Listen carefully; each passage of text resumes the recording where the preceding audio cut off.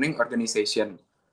Eh, Sebelumnya, nama saya Benai Rafael dan rekan-rekan saya bernama Muhammad Rizal Ardiansyah, Muhammad Faisal Rashid, Naufal Gangga, dan juga Eki.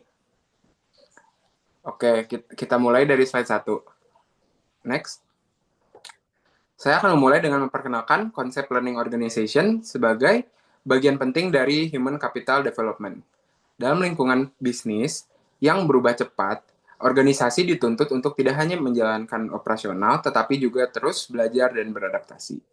Learning organization merupakan pendekatan yang membantu perusahaan membangun budaya belajar yang berkelanjutan, sehingga seluruh anggota organisasi dapat mengembangkan kemampuan dan pola pikir yang lebih baik. Tujuan utamanya adalah memastikan organisasi mampu bertahan, berkembang, dan tetap kompetitif untuk jangka panjang. Next.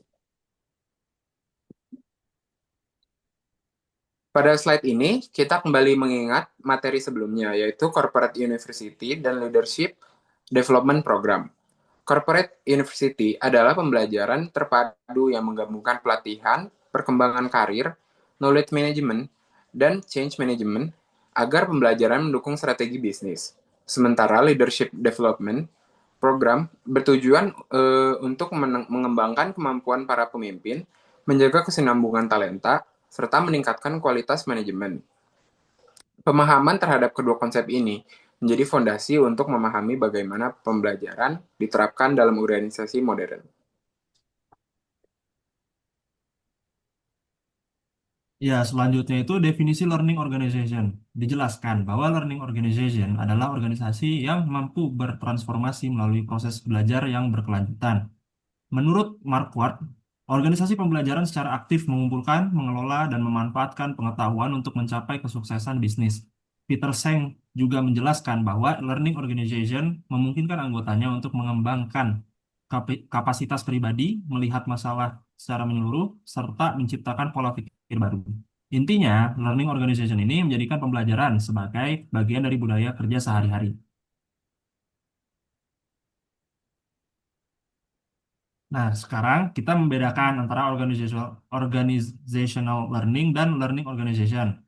Organizational learning adalah sebuah proses, yaitu bagaimana organisasi mempelajari sesuatu melalui deteksi dan koreksi kesalahan, interpretasi informasi, penyebaran pengetahuan, dan penyimpanan pengalaman. Sedangkan learning organization adalah kondisi yang dicapai ketika proses pembelajaran tersebut telah melekat secara sistematis dalam budaya organisasi. Dengan kata lain, organizational learning adalah jalan, sementara learning organization adalah tujuan.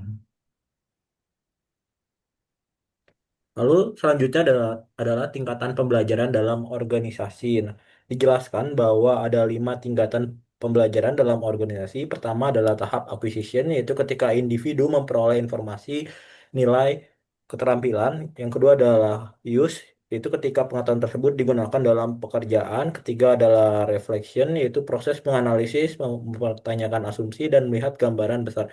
Keempat adalah perubahan, yaitu ketika refleksi hasilkan tindakan nyata dalam organisasi. Terakhir adalah flow, yaitu kondisi ketika pembelajaran sudah berjalan otomatis dan berkesinambungan tanpa disadari. Lalu selanjutnya ada 5 disiplin learning organization menurut Peter Senge, yang dimana tahapan tersebut adalah yang pertama disiplin adalah shared vision, yaitu ketika kemampuan organisasi membangun komitmen dan tujuan bersama. Lalu, disiplin yang kedua adalah sistem thinking, mengajarkan bahwa melihat hubungan antar berbagai organisasi secara menyeluruh. Lalu, yang ketiga adalah disiplin mental model, yaitu menekankan pentingnya memperbaiki pola pikir yang membatasi. Yang keempat ada disiplin team learning, adalah proses kelompok belajar secara kolektif, dan disiplin yang terakhir adalah personal mastery, menekankan kemampuan individu untuk terus belajar dan berkembang.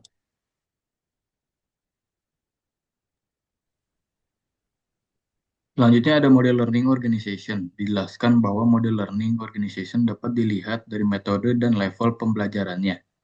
Dari sisi metode, terdapat adaptive learning yang berfokus pada penyesuaian diri, anticipatory learning yang mengantisipasi perubahan di masa depan, dan action learning yang menekankan pembelajaran melalui pengalaman langsung dari sisi level. Pembelajaran terjadi pada tingkat individu, kelompok, dan organisasi. Model ini menegaskan bahwa pembelajaran adalah sistem yang melibatkan seluruh elemen organisasi. Next. Selanjutnya ada ciri-ciri learning organization. Selanjutnya menjelaskan ciri-ciri organization pembelajaran. Learning organization memiliki budaya berbagai pengetahuan yang kuat, pengambilan keputusan berdasarkan analisis dan fakta, serta program pelatihan yang berkelanjutan dan selaras dan strategis bisnis. Selain itu, teknologi dimanfaatkan untuk mendukung proses pembelajaran dan komunikasi. Karyawan juga diberi kebebasan untuk menyampaikan ide dan dilatih untuk mandiri dalam bekerja. Semua ciri ini membantu lingkungan yang mendukung pembelajaran berkelanjutan.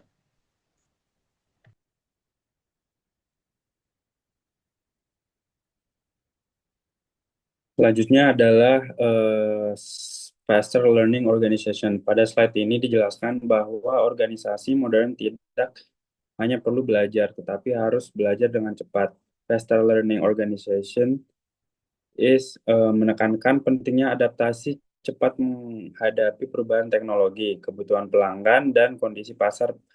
Pembelajaran yang cepat didukung oleh kepemimpinan yang menstimulasi inovasi, budaya organisasi yang terbuka terhadap perubahan, serta sistem yang memungkinkan karyawan belajar secara fleksibel. Organisasi yang mampu belajar lebih cepat akan lebih unggul dalam persaingan.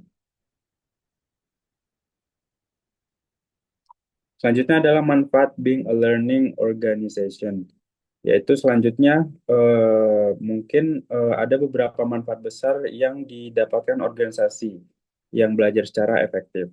Organisasi menjadi lebih adaptif terhadap perubahan, mampu mengambil keputusan lebih akurat, dan dapat mengembangkan produk atau layanan lebih cepat. Pembelajaran juga meningkatkan keterlibatan karyawan, mengurangi risiko organisasi, meningkatkan kolaborasi lintas divisi, dan membuat organisasi lebih tahan terhadap krisis. Semua manfaat ini memperkuat kemampuan organisasi untuk bertahan dan berkembang dalam jangka panjang.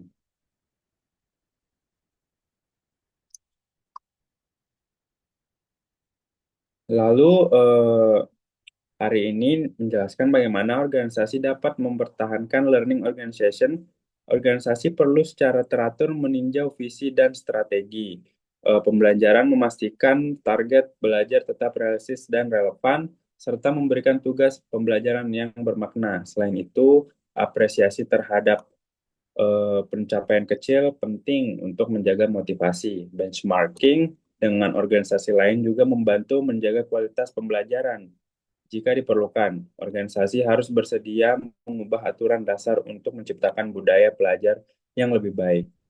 Penutup, mungkin saya menegaskan lagi bahwa learning organization adalah fondasi penting dalam membangun perusahaan yang adaptif dan kompetitif.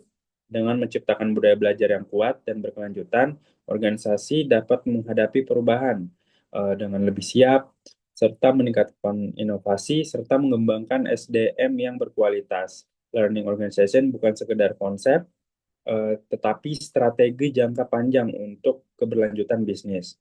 Dengan begitu, organisasi yang harus belajar adalah organisasi yang terus bertumbuh. Sekian dari kelompok kami. Terima kasih untuk atensi Anda.